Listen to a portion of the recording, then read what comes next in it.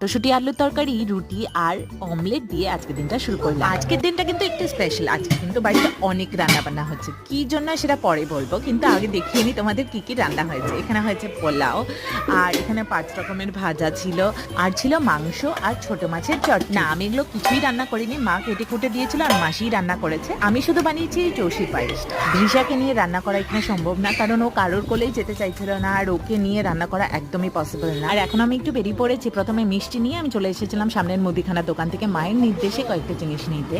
এই দোকানটা কিন্তু ঠিক আমাদের বাড়ির উল্টো দিকে, আর ওই দেখো ছাদে গ্রেসিকে তোমরা দেখতে পাবে ড্যাব ড্যাব করে তাকিয়ে আছে আমার দিকে। বাড়ির ছোট হওয়ার কিন্তু এটা একটা সবচেয়ে বড় ডিসঅ্যাডভান্টেজ। মানে আমি এটা সব সময় সব জায়গায় দেখে এসেছি যে যেই সবচেয়ে ছোট হয় তাকেই দোকানে পাঠানো হয়, এটা নিয়ে আয় ওটা নিয়ে আয়। তবে এখন আমার বিয়ের পর এই ছোট থেকে ছোটুর জার্নিটা কিন্তু শেষ হয়েছে। বাড়িতে যারা ছোট আছে সবাই কিন্তু আমার সাথে একমত হবে আমি জানি। চলো তাহলে আজকের ব্লগটা এখানেই শেষ করছি। টাটা, ভালো থেকো।